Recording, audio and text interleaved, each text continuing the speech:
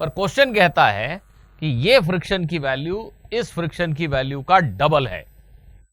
अगर ये अपने पीक वैल्यू 15 पे हुआ तो भी इस फ्रिक्शन की वैल्यू 30 है। 30 से ऊपर तो नहीं हो सकती। क्यों? क्योंकि क्वेश्चन कह रहा है कि ये फ्रिक्शन इसका डबल है।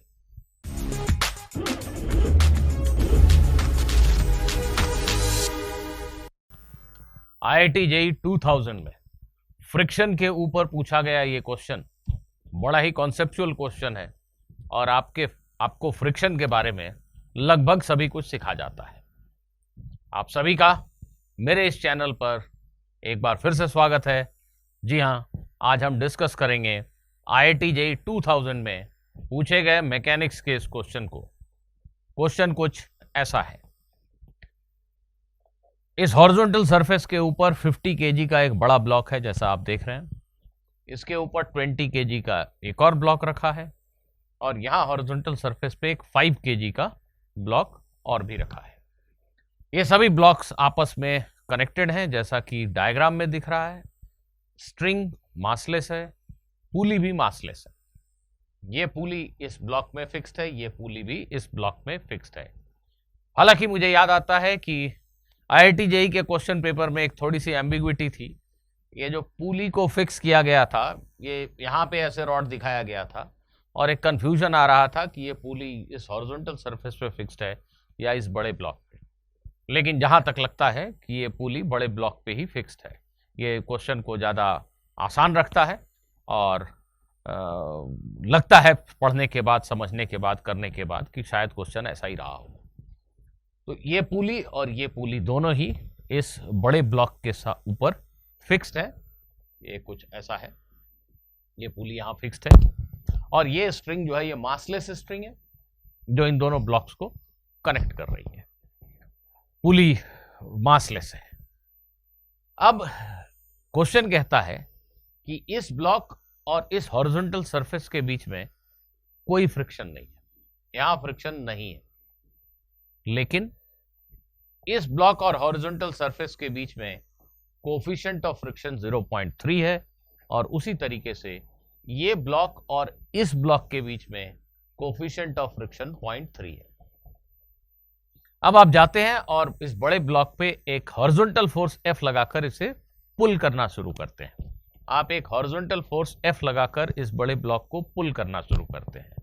क्वेश्चन कहता है F की किसी खास वैल्यू के लिए, कैपिटल F की किसी खास वैल्यू के लिए इस ब्लॉक पर लगने वाला फ्रिक्शन, अगर मैं इस पे लगने वाले फ्रिक्शन को F1 नाम दे दूं और इस पे लगने वाले फ्रिक्शन को F2 नाम दे दूं, तो क्वेश्चन कह रहा है इस ब्लॉक को एक ऐसे फोर्स से पुल किया गया, F की एक खास वैल्यू ऐसी है जिसके लिए इस पर लगने वाला फ्रिक्शन F1 इस ब्लॉक पर एक्ट करने वाले फ्रिक्शन का डबल है। फिर से सुन लीजिए, मैं इस बड़े ब्लॉक को कैपिटल F फोर्स अप्लाई करके खींच रहा हूं।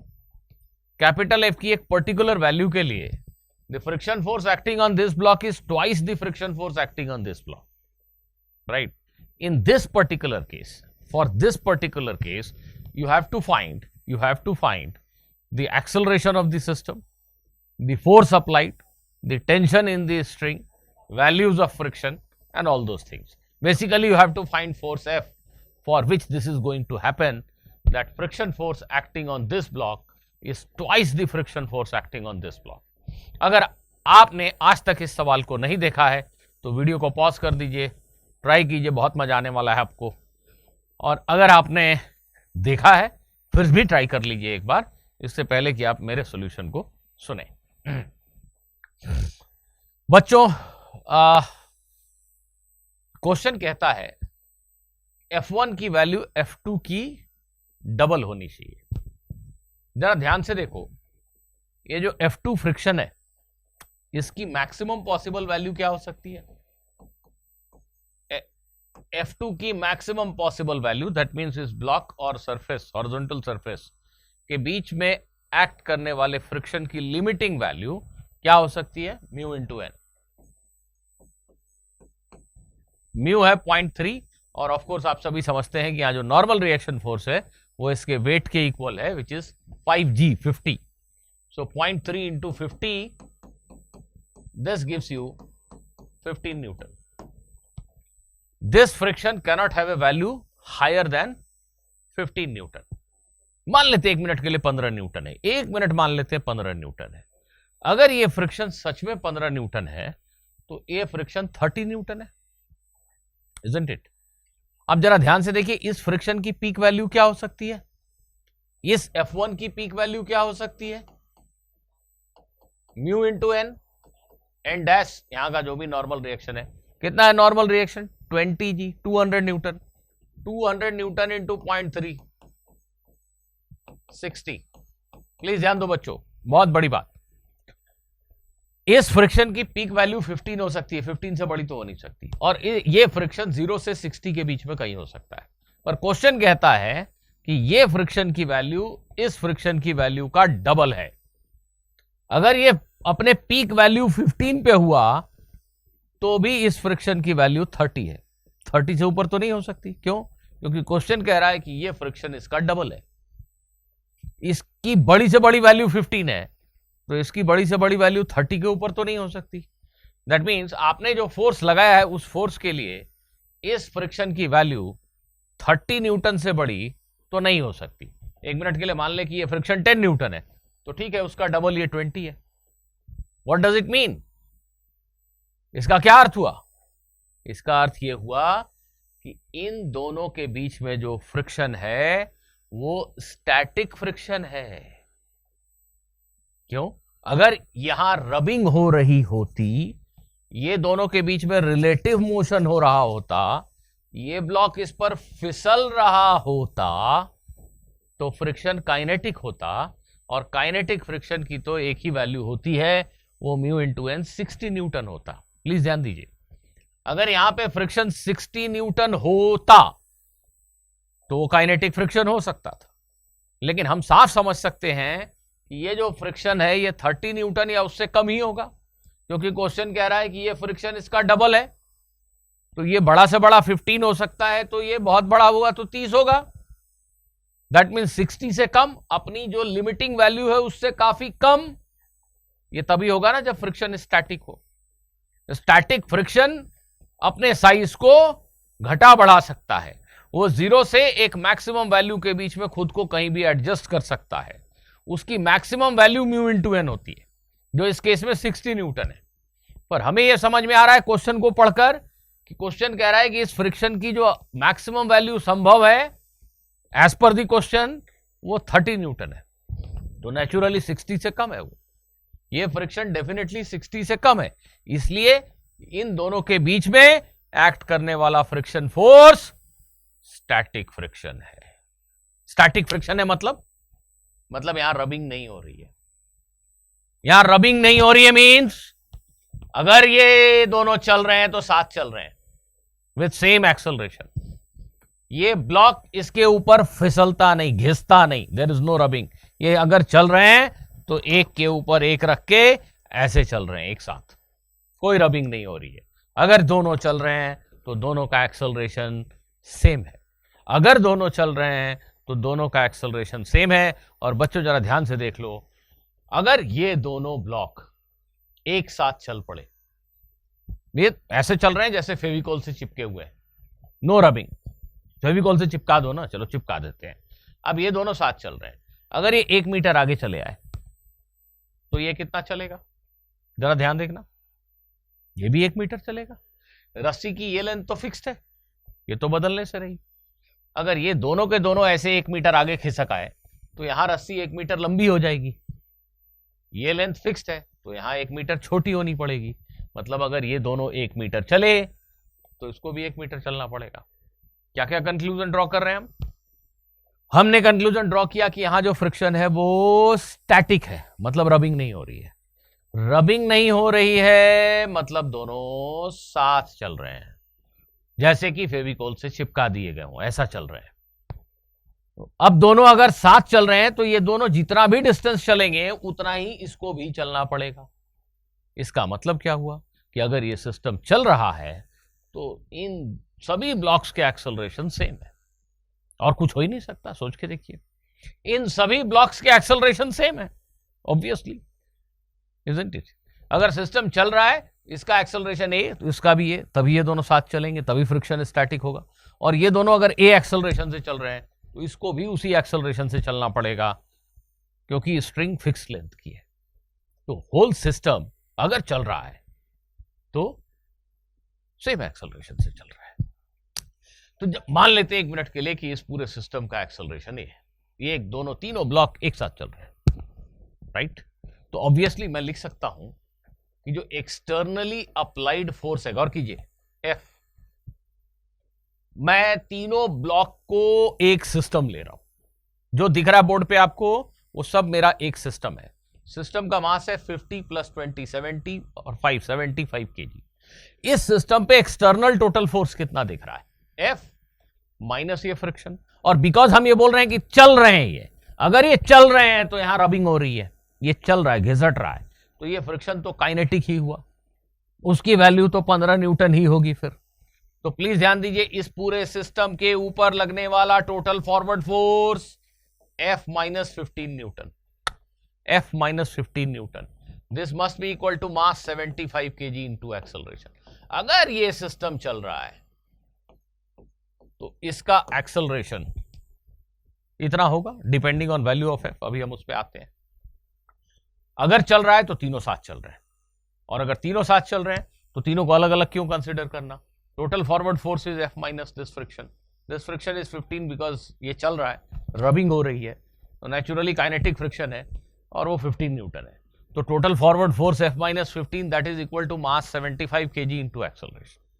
That is one equation that we obtain. Now इन दोनों ब्लॉक, छोटे ब्लॉक्स के मोशन को जरा अलग से स्टडी करते हैं। आइए देखते हैं, इस ब्लॉक के मोशन को स्टडी करते हैं। कौन कौन से फोर्सेस पे लग रहे हैं बच्चों? एक है इसका टेंशन, रस्सी का टेंशन। एक्चुअली क्वेश्चन में टेंशन भी निकालने को कहा गया था। ये रस्सी का टेंशन और इस पे लगने वाला फ्रिक्शन फोर्स। अब अगर ये सिस्टम चल रहा है, जैसा हमने कहा चल रहा है, यहां फ्रिक्शन 15 होगा, इसका डबल है ये वाला फ्रिक्शन, तो ये तो पक्का 30 है। ये अगर आगे जाना चाह रहा है तो ये फ्रिक्शन फोर्स ही तो इसको खींच के ले जा रहा है, छोटे ब्लॉक को। वो फ्रिक्शन फोर्स कितना है? 30। हम सिर्फ इसके मोशन को स्टडी करते हैं अगर, तो इस पे नेट फॉरवर्ड फोर्स कितना होगा? ये friction force 30 Newton, 30 minus tension is mass of the block 20 into its acceleration. ऊपर जो ब्लॉक रखा है 20 kg का, उसके मोशन के लिए इक्वेशन बनाया मैंने। कैसे? ये फ्रिक्शन 15 है तो ये फ्रिक्शन 30 है, 30 minus T net force that is mass 20 kg into acceleration. हम कह रहे हैं कि चल रहे हैं, सिस्टम चल रहा है, सभी के एक्सेलरेशन सेम है। ये मेरा दूसरा इक्वेशन। इस पे आ जाए, रस्सी एक ही है, कहीं कोई फ्रिक्शन नहीं है रस्सी पे, ये टेंशन है, और इस पे F2 जो है 15 न्यूटन है। तो इस ब्लॉक का मोशन क्यों हो रहा है? क्योंकि इस पे नेट फॉरवर्ड फोर्स है T - 15। ये फोर्स है, मास कितना है? 5 kg, एक्सेलरेशन कितना है? A। अगर मैं नीचे वाले दोनों इक्वेशन को सॉल्व कर दूं तो मुझे T और A मिल जाएगा, और सोल्यूशन भी बेहद आसान है।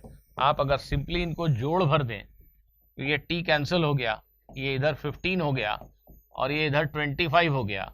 इससे आपको A मिल गया 3/5 मीटर पर सेकेंड स्क्वायर।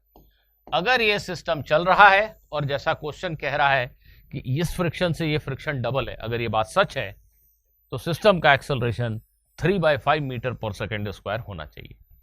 अब अगर एक्सेलरेशन 3/5 है तो यहां से आप F का कैलकुलेशन कर सकते हैं। क्यों? पूरे सिस्टम को, तीनों ब्लॉक के सिस्टम को हम एक ऑब्जेक्ट मान लें तो उनका एक्सेलरेशन 3/5 होने के लिए रिक्वायर्ड फोर्स F कितनी होनी चाहिए? F - 15। ये सब अंदर के टेंशन वेंशन, ये सब इंटरनल फोर्स हो गए। एक्सटर्नल फोर्स इस सिस्टम पे F है और ये फ्रिक्शन है, तो capital F - F2 that is 15 must be equal to 75 है। एक ही जगह पे अगर आप यहाँ 3/5 लिख देंगे तो आपको F की वैल्यू मिल जाएगी। F - 15 75 into 3/5, I guess this is 45, check कर लेना।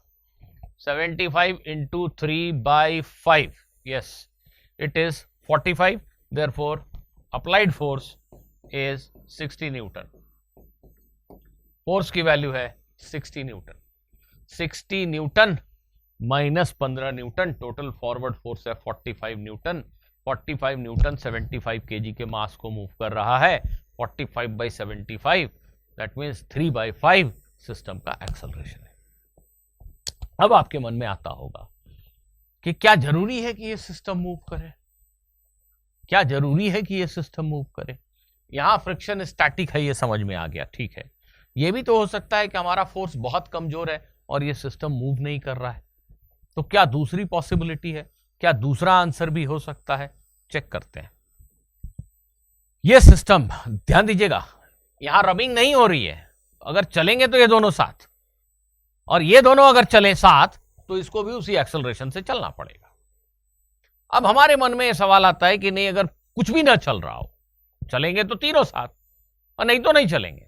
तो कुछ भी नहीं चल रहा हो, यह सिचुएशन कब हो सकता है? जब आप कोई फोर्स मत लगाओ। अगर F0 हो तो भी ये कंडीशन सेटिस्फाई हो रही है कि F1 is equal to 2F2। अगर मैं इसे खींचू ही नहीं तो यहां तो फ्रिक्शन जीरो ही होगा ना। अरे जीरो ही होगा ना, तो यहां भी फ्रिक्शन जीरो है। तो ये फ्रिक्शन उसका डबल है। हाँ है, बिल्कुल है, 0 × 2 इज 0। अगर मैं इसको खींचू ही नहीं, कोई फोर्स ना लगाऊं, F0 हो तो भी ये कंडीशन सेटिस्फाई होती है। ये भी एक आंसर हो सकता है, बट बहरहाल क्वेश्चन में लिखा है कि अ फोर्स इज अप्लाइड, तो we should not assume that force is 0. But anyway, if this force is 0, then the given condition is satisfied. That could be an answer. If it is allowed that this force is 0, then yes, F0 is also a solution. Right, anyway, that is not the case that we want to discuss. We want to assume that we are applying a small force, system is not moving. Let us say I am applying a force of 10 Newton. Now, if you apply a force of 10 Newton, this friction can adjust itself to 10 Newton and nothing will move. फिर से मेरी बात को ध्यान से सुनो। चलेंगे तो तीनों साथ, नहीं तो नहीं चलेंगे, ये तो हम डिस्कस कर चुके। ये फोर्स अगर 10 न्यूटन है तो ये फ्रिक्शन 15 तक जा सकता है। इस पूरे को अगर मैं एक सिस्टम मान रहा हूं, ये 10 न्यूटन लगाने से ये फ्रिक्शन 10 पे एडजस्ट हो जाएगा, सिस्टम नहीं चलेगा। हम 15 न्यूटन लगाएं तो ये फ्रिक्शन 15 पे एडजस्ट हो जाएगा, सिस्टम नहीं चलेगा। अगर मैं 12 लगाऊं तो ये फ्रिक्शन 12 पे एडजस्ट हो जाएगा, सिस्टम नहीं चलेगा। तो if I apply a small force, say less than 15, then obviously system is not going to move. System is not going to move. If the system does not move, is it possible that this friction is double of this? If the system does not move, is it possible that this friction is double of this? Of course this is not possible. Of course this is not possible. How is it possible? कोई कुछ भी नहीं चल रहा है, कुछ भी नहीं चल रहा है, तो this T is equal to F1 इस ब्लॉक के लिए। कुछ भी नहीं चल रहा है तो this T is equal to F2 इस ब्लॉक के लिए। अगर सिस्टम चलेगा तो तीनों साथ, नहीं तो नहीं चलेंगे, ये तो हम पहले कंक्लूड कर चुके हैं। जो क्वेश्चन में दिया है कॉन्टेक्स्ट, उस कॉन्टेक्स्ट में अगर नहीं चल रहा है कुछ भी, इस ब्लॉक को सिर्फ सोचें तो इस पे लगने वाला फ्रिक्शन टेंशन के बराबर है, और इस ब्लॉक को सोचें तो इस पे लगने वाला टेंशन फ्रिक्शन के बराबर है, और टेंशन तो एक ही है। मतलब F1 और F2 बराबर है। अगर सिस्टम नहीं चल रहा है तो F1 और F2 बराबर है, पर क्वेश्चन क्या कह रहा है? क्वेश्चन तो कह रहा है कि F1 F2 का डबल है। अगर सिस्टम नहीं चल रहा है तो F1 F2 का डबल हो ही नहीं सकता है। अगर सिस्टम नहीं चल रहा है तो F1 F2 का डबल नहीं हो सकता है, इसलिए सिस्टम को चलना पड़ेगा। System is definitely moving. और जैसा मैं पहले आर्गुमेंट दिया था, अगर भूल गए थे तो वीडियो के शुरू के 2-4 मिनट फिर से देख लो। मैंने आर्गुमेंट दिया कि अगर चलेंगे तो तीनों साथ चलेंगे, तो तीनों साथ चलेंगे, मान लिया एक्सेलरेशन ये होगा, और इस केस में मान लिया F1 F2 का डबल है।